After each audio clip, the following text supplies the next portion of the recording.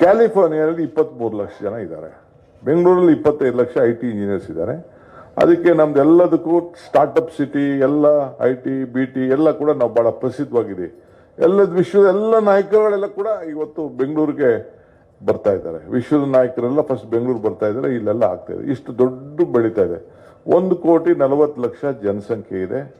70 ಲಕ್ಷ ಜನ ದಿನ ಹೊರಗಡೆಯಿಂದ ಬೆಂಗಳೂರು ಬಂದು ಇಲ್ಲಿ ಕೆಲಸ ಮಾಡ್ಬಿಟ್ಟು ಹೋಗ್ತಾ ಇದ್ದಾರೆ. ಹೆಚ್ಚು ಕಮ್ಮಿ 2 ಲಕ್ಷ ಜನರಿಗೆ ನಾವು ಅವ್ರ ಕಸ, ಅವ್ರ ಗಾಡಿ, ಅವ್ರ ಮತ್ತೊಂದು ಗುತ್ತನ್ನೆಲ್ಲ ಕೂಡ ನೋಡಬೇಕಾಗಿದೆ. ಬಟ್ ಇವತ್ತು ಯಾಕೆ ಇಷ್ಟು ಬೆಂಗಳೂರು ಬೆಳೀತು ಅಂತಂದ್ರೆ, ಅವತ್ತು ಮಹಾರಾಜರ ಕಾಲದಿಂದ ಹಿಡಿದು ಯಾವುದೇ ಸರ್ಕಾರ ಇರಲಿ, ನಾನು ಕಾಂಗ್ರೆಸ್ ಸರ್ಕಾರ ಮತ್ತೊಂದು ಸರ್ಕಾರ ಅಂತ ನಾನು ಚರ್ಚೆ ಮಾಡಕ್ಕೆ ಹೋಗುದಿಲ್ಲ. ಈಗ ರಾಜೀವ್ ಗಾಂಧಿ ಅವರು ಕೂಡ ಅವತ್ತಿನ ಕಾಲದಲ್ಲಿ ನ್ಯಾಷನಲ್ ಎಜುಕೇಶನ್ ಪಾಲಿಸಿನ ತೆಗೆದುಕೊಂಡು ಬಂದು ಹೊಸ ರೂಪ ತಂದು black board operation black board ಅಂತ ಶುರು ಮಾಡಿ ಬೇಕಾದಷ್ಟು ಕೂಡ ಅವರು ಒಂದು ಹೊಸ ದಿಕ್ಕನ್ನ ಈ ದೇಶಕ್ಕೆ ಕೊಟ್ಟರು. ಇವತ್ತು 30ರಿಂದ 40% ವರೆಗೂ ಕೂಡ ಕೆಲವು ಸ್ಟೇಟ್ಗಳು ಎಜುಕೇಶನ್ಗೋಸ್ಕರ ಫಂಡ್ ಮಾಡೋಂಥ ಒಂದು ಪರಿಸ್ಥಿತಿ ಇದೆ. ದೊಡ್ಡ ರೆವಲ್ಯೂಷನ್ ಮಾಡಿದ್ವಿ. ನಮ್ಮಲ್ಲಿರೋಂಥ ಇಂಜಿನಿಯರಿಂಗ್ ಕಾಲೇಜಸ್ ಸುಮಾರು 270 ಇಂಜಿನಿಯರಿಂಗ್ ಕಾಲೇಜಸ್ ನಮ್ಮ ರಾಜ್ಯದಲ್ಲಿದೆ. ಮೆಡಿಕಲ್ ಕಾಲೇಜ್ 70 ಮೆಡಿಕಲ್ ಕಾಲೇಜ್ ಇದೆ. 1700 ನರ್ಸಿಂಗ್ ಇನ್ಸ್ಟಿಟ್ಯೂಷನ್ಸ್ ಇದೆ. ಅಂದ್ರೆ ನಾವು ಇಂಜಿನಿಯರ್ನ, ಡಾಕ್ಟರ್ಗಳನ್ನ, ನರ್ಸಸ್ನ ನಾವು ತಯಾರು ಮಾಡ್ತಾ ಇದೀವಿ. MBಗಳು ಮಾಡ್ತಾ ಇದೀವಿ. ಟಾಟಾ ಇನ್ಸ್ಟಿಟ್ಯೂಟ್ ಇಲ್ಲೇ ಪ್ರಾರಂಭ ಆಯಿತು. ಎಲ್ಲ ದೊಡ್ಡ ದೊಡ್ಡ ಟೆಕ್ನಿಕಲ್ ಕೋರ್ಸ್ಗಳೆಲ್ಲ ಇಲ್ಲೇ ಬಂದು, HMT ಬಂತು, ITI ಬಂತು, BL ಬಂತು, ಇಸ್ರೋ ಬಂತು, ಎಲ್ಲ ಕೂಡ ಬೆಂಗಳೂರಲ್ಲೇ ಪ್ರಾರಂಭ ಆಯಿತು. ಅಂದ್ರೆ ನಮ್ಮ ಹಿರಿಯರು ಈ ರಾಜ್ಯಕ್ಕೆ ಕೊಟ್ಟಂತ ಒಂದು ದೊಡ್ಡ ಕೊಡುಗೆ ಇದೆಯಲ್ಲ, ಇಡೀ ದೇಶ ಒಂದೇ ಅಲ್ಲ, ಇಡೀ ಪ್ರಪಂಚ ಭಾರತವನ್ನ ಕರ್ನಾಟಕದ ಮುಖಾಂತರ ನೋಡ್ತಾ ಇದೆ. ಇದಕ್ಕೆ ನಮ್ಮ ಶಿಕ್ಷಕರ ಕಾರಣ ಅಂತ ಹೇಳಲಿಕ್ಕೆ ನನಗೆ ಈಗ ನಾವು CV ರಾಮನ್ ನಗರ ರೋಡ್ ಅಂತ ಹೇಳ್ತೀವಿ, CV ರಾಮನ್ ಬಗ್ಗೆ ಮಾತಾಡ್ತೀವಿ. ಸರ್ವಪಳ್ಳಿ ರಾಧಾಕೃಷ್ಣ ಅವ್ರಿಗೂ ಮೈಸೂರು ತಾನೇ ಅವ್ರದ್ದು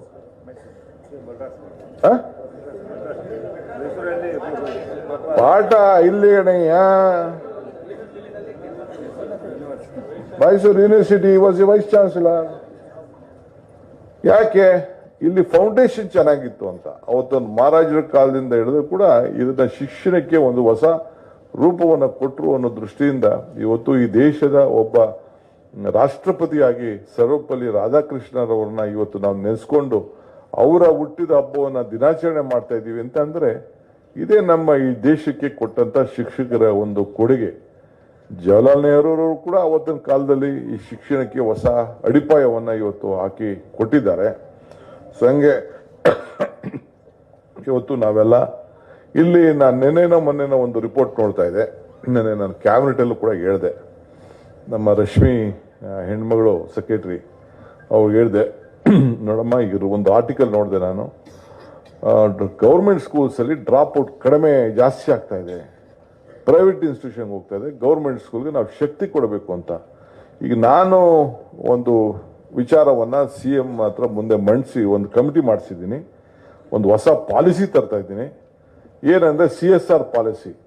ಈಗ ನಮ್ಮ ಕಾಂಗ್ರೆಸ್ ಸರ್ಕಾರ ಇದ್ದಾಗ ನಮ್ಮ ಇವರು ಪ್ರಣಬ್ ಮುಖರ್ಜಿ ಅವರು CSR ಅಂತ ತಂದರು, ಕೋಆಪರೇಟಿವ್ ಸೋಷಿಯಲ್ ರೆಸ್ಪಾನ್ಸಿಬಿಲಿಟಿ ಅಂತ. ಆದಾಯ ಬಂದಂತ 2% ಅನ್ನ ಸಾಮಾಜಿಕ ಕಳಕಳಿಗೆ ನೀವು ಖರ್ಚು ಮಾಡಬೇಕು ಅಂತೇಳಿ ಒಂದು ತಂದ್ರು. ಆ ಹಿನ್ನೆಲೆಯಲ್ಲಿ ಕೆಲವ್ರಿಗೆಲ್ಲ ಬೇಕಾದಷ್ಟು ಬರ್ತಾ ಇದೆ. ಒಟ್ಟು 7,800 ಕೋಟಿ ರೂಪಾಯಿ ನಮ್ಮ ರಾಜ್ಯದಲ್ಲೇ ಖರ್ಚು ಮಾಡೋಷ್ಟು ಶಕ್ತಿ ಇದೆ ಅನ್ನೋದು ನಮ್ಗೊಂದು ಕೆಲವು ಮಾಹಿತಿ ಬಂದಿದೆ. ಅವ್ರಿಗೆಲ್ಲ ರಿಕ್ವೆಸ್ಟ್ ಮಾಡಿದೆ. ಅವರೆಲ್ಲ ಇನ್ನ ಸ್ವಲ್ಪ ಆಟ ಆಡ್ತಾ ಇದ್ದಾರೆ, ಈ ಕಡೆ ಹೊಡಿತಾ ಇದ್ದಾರೆ. ಕೆಲವರು ಮಾತ್ರ ನಮ್ಮ ಕ್ಷೇತ್ರದಲ್ಲಿ, ನಮ್ಮ ಜಿಲ್ಲೆಯಲ್ಲಿ ಸ್ವಲ್ಪ ಎದುರ್ಕೊಂಡು ಪಾಪ ನಾನು ರಿಕ್ವೆಸ್ಟ್ ಮಾಡಿದೆ ಅಂತ ಮಾಡ್ತಾ ಇದ್ದಾರೆ. ಗ್ರಾಮೀಣ ಪ್ರದೇಶದ ಶಾಲೆಗಳಿಗೆ, ಟೌನಲ್ಲ, ಡಿಸ್ಟಿಕ್ ಹೆಡ್ ಕ್ವಾರ್ಟರ್ಸ್ ಅಲ್ಲ, ಕಾರ್ಪೊರೇಷನ್ ಅಲ್ಲ, ಪಂಚಾಯತಿ ಮಟ್ಟದಲ್ಲಿ ಈಗ ಜನ ಮಕ್ಕಳಿಗೆ, ನಾನು ಯಾಕೆ ಇಲ್ಲಿಗೆ ಬೆಂಗಳೂರಿಗೆ ಬಂದೆ ಅಂದ್ರೆ ನಮ್ಮ ಅಪ್ಪ ಅಮ್ಮ ನನಗೆ ಒಳ್ಳೆ ವಿದ್ಯಾಭ್ಯಾಸ ಕೊಡಬೇಕು ಅಂತ ಇಲ್ಲಿ ಕರ್ಕೊಂಡು ಬಂದ್ರು. ನಾನು ವಾಪಸ್ ಊರಿಗೆ ಹೋಗಲೇ ಇಲ್ಲ. ನಾನು ಹೋಗಲಿಲ್ಲ ಅಂದ್ರೆ ನನ್ನ ಮಕ್ಕಳು ಹೋಗ್ಲಿಲ್ಲ. ಸೊ ಯಾರು ವಾಪಸ್ ಹೋಗುದಿಲ್ಲ. ಯಾವ ಜಡ್ಜ್ ಆಗಲಿ, ಯಾವ ಲಾಯರ್ ಆಗಲಿ, ಇಲ್ಲಿ ಅವಾಗುಣ ನೋಡ್ಬಿಟ್ಟು, ಕಾವೇರಿ ನೀರು ನೋಡ್ಬಿಟ್ಟು ಇಲ್ಲಿ ಫಸ್ಟ್ ಕ್ಲಾಸ್ ಆಗಿದೆ ಅಂತೇಳಿ ಜನಸಂಖ್ಯೆ ಈಗ ಬೆಂಗಳೂರು ರಾಜ್ಯದಲ್ಲಿ 7 ಕೋಟಿ ರೂಪಾಯಿ ಜನಸಂಖ್ಯೆ, 7 ಕೋಟಿ ಜನಸಂಖ್ಯೆ ಇದ್ರೆ ಇಲ್ಲೂ 1,40,00,000 ಬೆಂಗಳೂರು ನಗರದಲ್ಲೇ ಸೇರ್ಕೊಟ್ಟಿದೆ. ಎಲ್ಲ ಟೌನ್ಗಳಲ್ಲಿ, ಹೆಡ್ ಕ್ವಾರ್ಟರ್ಸ್ಗಳಲ್ಲಿ ಜನಸಂಖ್ಯೆ ಲೆಕ್ಕ ಹಾಕೊಂಡ್ರೆ ಈಗ 41% ಪಾಪ್ಯುಲೇಷನ್, 41% ಪಾಪ್ಯುಲೇಷನ್ ಈಗ ಟೌನ್ಗಳಲ್ಲಿ, ನಗರಗಳಲ್ಲಿ ಇವತ್ತು ಹಳ್ಳಿ ಆಗಿದೆ. ಹಳ್ಳಿ ಜನ ಹೋಗೋದು ಕಡಿಮೆ ಆಗಿದೆ. ಯಾಕೆ ಮೂಲ ಅಂದ್ರೆ 2 ವಿಚಾರ, ಒಂದು ಎಜುಕೇಶನ್, ಇನ್ನೊಂದು ಉದ್ಯೋಗ. ಇವೆರಡಕ್ಕೆ ಅಟ್ಲೀಸ್ಟ್ ಹಳ್ಳಿಗಳಲ್ಲಿ ಒಳ್ಳೆ ಎಜುಕೇಶನ್ ಕೊಟ್ರೆ ಅಟ್ಲೀಸ್ಟ್ ಒಂದು 15 ವರ್ಷದವರು ಕೂಡ ಅಲ್ಲೇ ಉಳಿತಾರೆ. ಆಮೇಲೆ ಮುಂದಕ್ಕೆ ನಾವು ಯೋಚನೆ ಮಾಡೋಣ ಅಂತೇಳಿ ಈಗ ನಾನು ಒಂದು ಹೊಸ ತೀರ್ಮಾನ ಮಾಡಿ ಎಲ್ಲರಿಗೂ ಕೂಡ ಡೆಪ್ಟಿ ಕಮಿಷನರ್ಗೆ ಜವಾಬ್ದಾರಿ ವಹಿಸಿದ್ದೀನಿ. ಮೂರು ಪಂಚಾಯತಿಗೆ ಸೇರಿ ಒಂದು ಬೆಸ್ಟ್ ಈಗ ನಾವು KPS ಸ್ಕೂಲ್ ಮಾಡಿದೀವಲ್ಲ, ಹಂಗೆ CSR ಸ್ಕೂಲನ್ನ ಅವರೇ ಹೆಸರಲ್ಲಿ ಅವರೇ ಬಂಡವಾಳ ಹಾಕಿ ಅವರೇ ಬಿಲ್ಡಿಂಗ್ ಕಟ್ಟು ನಮ್ಗೇನು ದುಡ್ಡು ಕೊಡೋದು ಬೇಡ, ಅವ್ರ ಹೆಸರು ಇಟ್ಕೊಳ್ಳಿಬೇಕಾರೆ ಒಳ್ಳೆ ಇನ್ಫ್ರಾಸ್ಟ್ರಕ್ಚರ್ ಕ್ರಿಯೇಟ್ ಮಾಡಿ ಇಲ್ಲಿ ಯಾವ ರೀತಿ CBSE ICSE ಸ್ಕೂಲ್ನ ಸ್ಟ್ಯಾಂಡರ್ಡ್ನ ಮೇಂಟೈನ್ ಮಾಡಿದ್ದಾರೆ ಅದನ್ನ ನಮ್ಮ ಗ್ರಾಮೀಣ ಪ್ರದೇಶದ ಮಕ್ಕಳಿಗೆ ಸಿಗಬೇಕು ಅನ್ನೋ ದೃಷ್ಟಿಯಿಂದ ಇವತ್ತು ನಾನು ಹೊಸ ಒಂದು ಚಿಂತನೆ ಮಾಡಿ 2,000 ಸ್ಕೂಲ್ನ ಕಟ್ಟಲಿಕ್ಕೆ ಈಗಾಗಲೇ ಹೊರಟಿದ್ದೀವಿ. ಈ ಕೆಲವು ಸ್ಕೂಲ್ ಪ್ರಾರಂಭ ಆಗಿದೆ. ನೆಕ್ಸ್ಟ್ ಕ್ಯಾಬಿನೆಟ್ಗೆ ಅದ್ರ ಬಗ್ಗೆ ಪಾಲಿಸಿ ಬರ್ತದೆ. ಯಾವುದೇ ಬ್ಯಾಂಕ್ ಅವನು ಇರ್ಬೋದು, ಯಾವುದೇ ಸಂಸ್ಥೆಯವರು ಈಗ ನಮ್ಮಲ್ಲೂ ಕಟ್ತಾ ಇದ್ದಾರೆ. ಟೊಯೋಟಾ ಕೈಲಿ 7 ಸ್ಕೂಲ್ ಕಟ್ಟಿಸ್ತಾ ಇದ್ದೀನಿ. ಒಂದೊಂದು ಸ್ಕೂಲ್ ಒಂದೊಂದು 10 ಕೋಟಿ ರೂಪಾಯಿ ಖರ್ಚಾಗ್ತದೆ. ಒಂದೊಂದು ಸ್ಕೂಲ್ 3 ಪಂಚಾಯತಿ ಸೇರಿ ಕಟ್ಟಿಸಿ ಬಡ ಏನ್ ಚಂದ್ರಶೇಖರ್ ಕಟ್ಟಿದ್ದಾರೆ ಸ್ಕೂಲ್, ಅದೇ ತರ ಸ್ಕೂಲ್ ನಮ್ಮ ಹಳ್ಳಿಲಿ ಕಟ್ಟಿಸ್ತಾ ಇದೀವಿ. ಏನ್ ನನ್ನ ಸ್ಕೂಲ್ ಇದೆ, ನನ್ನ ಸ್ಕೂಲನ್ನು ಅದೇ ತರ ಹಳ್ಳಿಲಿ ಕಟ್ತಾ ಇದೆ. ಮತ್ತೆ ಇಲ್ಲಿರಂತ ಸ್ಕೂಲ್ಗಳಿದೆಯಲ್ಲ ಅವ್ರಿಗೆ ನಾನು ಸಹಾಯ ಮಾಡಿದ್ದೀನಿ. ಅವ್ರಿಗೆಲ್ಲ ಹೇಳಿದೀನಿ ಒಬ್ಬೊಬ್ಬ ಸ್ಕೂಲು ಒಂದೊಂದು ಸ್ಕೂಲ್ನ ಅಡಾಪ್ಟ್ ಮಾಡ್ಕೋಬೇಕು ಅಂತ.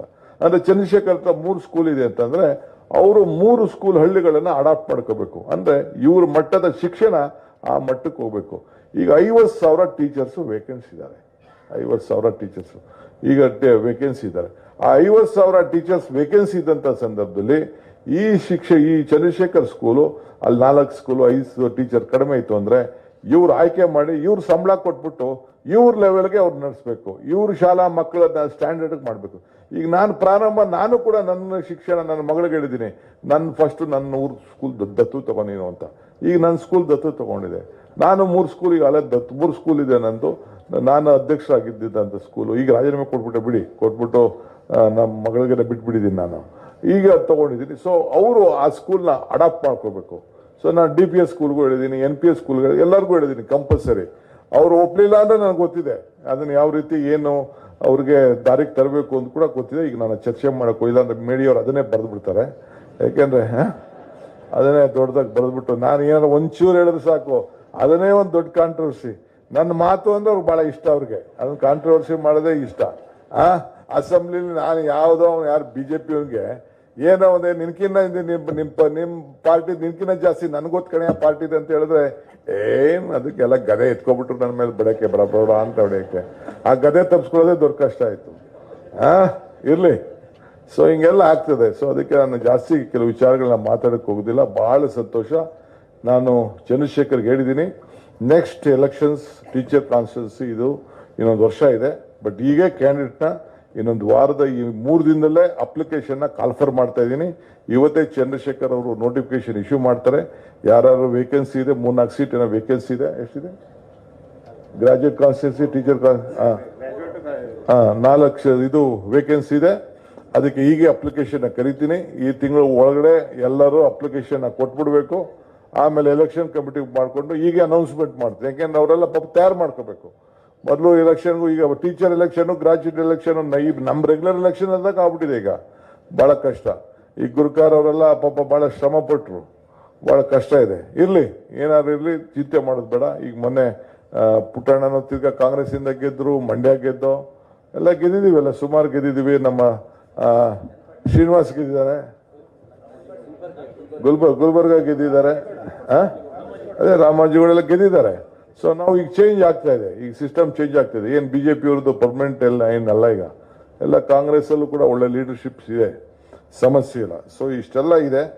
ಸೊ ಅದರಿಂದ ನಾವು ಈಗ ನಿಮ್ಗೆ ಶಿಕ್ಷಣಕ್ಕೆ ಇರೋಂಥ ಟೀಚರ್ಸ್ ನಿಮ್ಗೆ ಹೇಳ್ತಾ ಇದ್ದೀನಿ, ನೀವು ಹಳೆ ವಿಚಾರಗಳನ್ನ ಬಿಟ್ಟು ಹೊಸ ವಿಚಾರಕ್ಕೆ ಆಲೋಚನೆ ಮಾಡಿ. ನಮ್ಮ ಕಾಲ ಆಗೋಯ್ತು, ಈಗ ಹೊಸ ಕಾಲ ಬಂದಿದೆ. ಆರ್ಟಿಫಿಷಿಯಲ್ ಇಂಟೆಲಿಜೆನ್ಸ್ ಟೇಕ್ ಓವರ್ ಮಾಡ್ತದೆ. ಸ್ಟ್ರಕ್ಚರಿಂಗ್ ಬೇಕಾಗ್ತದೆ. ಮೊದಲೆಲ್ಲ ಏನೋ ಸಣ್ಣ ಪಣ್ಣ ಹೆಂಗೋ ನಡೀತಾ ಇತ್ತು. ಈಗೆಲ್ಲ ಬಹಳ ಗಟ್ಟಿಯಾಗಿ ಫೌಂಡೇಶನ್ ಹಾಕಬೇಕು. ಈ ಫೌಂಡೇಶನ್ ಹಾಕ್ಬೇಕಾದ್ರೆ ಕೊನೆಗೆ ಈಗ ಅವ್ರು ಹೇಳಿದ್ರಲ್ಲ, ನಮ್ಮ ಚಂದ್ರಶೇಖರ್ ಹೇಳಿದ್ರಲ್ಲ, ಇಂಜಿನಿಯರ್ ಕಲ್ಸೋ, ಡಾಕ್ಟರ್ ಕಲ್ಸೋ, ಫೈನಾನ್ಸ್ ಕಲ್ಸೋ, ಕೊನೆಗೆ ಹೆಣ್ಮಗಳು ಅವ್ರಿಗೆಲ್ಲ ಪಾಠ ಹೇಳ್ಕೊಟ್ಟದೆ ಹೆಣ್ಮಗಳಿಗೆ ಅಯ್ಯೋ ನಮ್ಮ ಟೀಚರ್ ಅಂತ ಅಷ್ಟು ಗೌರವನ ಕೊಟ್ಟು ಅಂತೇಳಿ. ಹಂಗೆ ನಿಮ್ಗೆ ಈ ಸಂದರ್ಭದಲ್ಲಿ ಕಾಂಗ್ರೆಸ್ ಕಚೇರಿ ಭಾರತ್ ಜೋಡೋ ಭವನ ಅಂದ್ರೆ ಇಡೀ ಭಾರತವನ್ನ ಒಟ್ಟುಗೂಡುವಂತ ಈ ಕೂಡಿಸಿದಂತ ಭವನ ಏನು ನಮ್ಮ ರಾಹುಲ್ ಗಾಂಧಿ ಅವರ ಪ್ರಯತ್ನ ಮಾಡಿದ್ರು, ಅವರ ಹೆಸರಿನಲ್ಲಿ ಇದನ್ನ ಈ ಭವನದಲ್ಲಿ ನಿಮ್ಮನ್ನೆಲ್ಲ ಸೇರಿಸಿ ಇವತ್ತು ಸನ್ಮಾನ ಕೂಡ ನಮ್ಮ ಪಕ್ಷದ ವತಿಯಿಂದ ಮಾಡ್ತಾ ಇದೆ. ನೀವೆಲ್ಲ ಗೌರವದಿಂದ ಸ್ವೀಕಾರ ಮಾಡಬೇಕು. ಸ್ವೀಕಾರ ಮಾಡಲಿ, ನೀವು ಸನ್ಮಾನ ಸಿಗ್ಲಿ ಇಲ್ಲದೆ ಹೋಗ್ಲಿ, ಆದರೆ ನಿಮ್ಗೊಂದು ಆತ್ಮಸಾಕ್ಷಿ ಇದೆಯಲ್ಲ, ನಿಮ್ಮ ಮಾನಸಿಕವಾಗಿ ಒಂದು ಸಮಾಧಾನ ಇದೆಯಲ್ಲ. ನಾನು ಕೂಡ ಒಂದು 4 ಜನ ಒಳ್ಳೆ ಪ್ರಜೆಗಳನ್ನ ತಯಾರು ಮಾಡಿದ್ದೇನೆ, ಒಂದು ತಾಯಿಯ ರೂಪದಲ್ಲಿ. ಕೊನೆಗೆ mother is the biggest teacher ಯಾವುದೇ ಫ್ಯಾಮಿಲಿ ಅನ್ನೋದು ಇದೆಯಲ್ಲ, ಇದು ನಿಮಗೂ ಕೂಡ ಸಂತೋಷ ಆಗಬೇಕು. ಅದಕ್ಕೆ ಕೂಡ ನಾನು ಕೂಡ ಬೈ ಚಾಯ್ಸ್ ನಾನು ಒಬ್ಬ ವಿದ್ಯಾಸಂಸ್ಥೆಗಳನ್ನು ನಡೆಸಬೇಕು. ನಾನಂತೂ ಒಳ್ಳೆ ವಿದ್ಯಾ ಕಲೀಲಿಲ್ಲ, 4 ಜನಕ್ಕಾರು ತಯಾರಿ ಮಾಡೋಣ ಅಂತ. ನಮ್ಮ ಅಪ್ಪಗೆ ನಾನು ಇಂಜಿನಿಯರ್ ಮಾಡಬೇಕು ಅಂತ ಆಸೆ ಇತ್ತು. ನಮ್ಮನೆ ರೇಡ್ ಆಗೋಯ್ತು ಯಾವುದೋ ಕಾಲದಲ್ಲಿ, ಇಂಜಿನಿಯರ್ ಮಾಡಬೇಕು ಅಂತ ಆಸೆ ಇತ್ತು. ಕೊನೆಗೆ ಆಗಲಿಲ್ಲ. ಕೊನೆಗೆ ನಾನಂತೂ ಇಂಜಿನಿಯರ್ ಆಗಲಿಲ್ಲ ಅಂತ ಇಂಜಿನಿಯರ್ಗಳನ್ನ ತಯಾರು ಮಾಡೋಣ ಅಂತ ಇಂಜಿನಿಯರಿಂಗ್ ಕಾಲೇಜ್ ಶುರು ಮಾಡಿ ಕೊನೆಗೆ ಗ್ಲೋಬಲ್ ಅಕಾಡೆಮಿ ಆಫ್ ಟೆಕ್ನಾಲಜಿ ಅಂತ ಮಾಡಿ. ನಾನು ಯಾಕೆ ಹೇಳ್ತಾ ಇದ್ದೀನಿ ಅಂದರೆ, ಗುರಿ ಕೊಡ್ತಾರೆ. ಸೊ ಒಂದು ಗುರಿ ತಲುಪಬೇಕಾದ್ರೆ ಒಬ್ಬ ಗುರು ಇರಲೇಬೇಕು. ಹಂಗೆ ಈ ಸಮಾಜಕ್ಕೆ ಏನಾದ್ರು ಒಳ್ಳೇದಿರೋ ಆಗ್ಬೇಕಾದ್ರೆ ನೀವುಗಳು ಮುಖ್ಯ ಕಾರಣ. ಸೊ ಇವತ್ತು ಬಂದು ಬಹಳ ಸಂತೋಷದಿಂದ ಈ ಜ್ಯೋತಿನೂ ಕೂಡ ಶುಭಂ ಕರೋತಿ ಕಲ್ಯಾಣಂ ಆರೋಗ್ಯಂ ಧನ ಸಂಪದಂ ಜ್ಞಾನಶಕ್ತಿ ಸ್ವರೂಪಶ್ಚ ದೀಪ ಜ್ಯೋತಿ ಪ್ರಕಾಶಿತ ಮಾರಾಧ್ಯರೇ. ಈ ಜ್ಯೋತಿ ಮಂಗಳ ಜ್ಞಾನವಂತರಾಗ್ಲಿ, ಗುಣವಂತರಾಗ್ಲಿ, ಆರೋಗ್ಯವಂತರಾಗ್ಲಿ ಅಂತೇಳಿ ಬಹಳ ಸಂತೋಷದಿಂದ ನಮ್ಮ KPCC ಅಲ್ಲಿ ಈ ಜ್ಯೋತಿನ ನಾನು ಬೆಳೆಸಿದ್ದೇನೆ. ನಿಮ್ಮೆಲ್ಲರೂ ಕೂಡ ಶುಭ ಆಗಲಿ. ಎಲ್ಲರಿಗೂ ನಮಸ್ಕಾರ. ಕ್ಷಣ ಕ್ಷಣದ ಸುದ್ದಿಗಳಿಗಾಗಿ ಫ್ರೀಡಂ ಟಿವಿ ಸಬ್ಸ್ಕ್ರೈಬ್ ಮಾಡಿ, ಲೈಕ್ ಮಾಡಿ ಹಾಗೂ ಫಾಲೋ ಮಾಡಿ. ಹೊಸ ಸುದ್ದಿಗಳ ನೋಟಿಫಿಕೇಶನ್ಗಾಗಿ ಬೆಲ್ ಐಕಾನ್ ಮೇಲೆ ಕ್ಲಿಕ್ ಮಾಡಿ.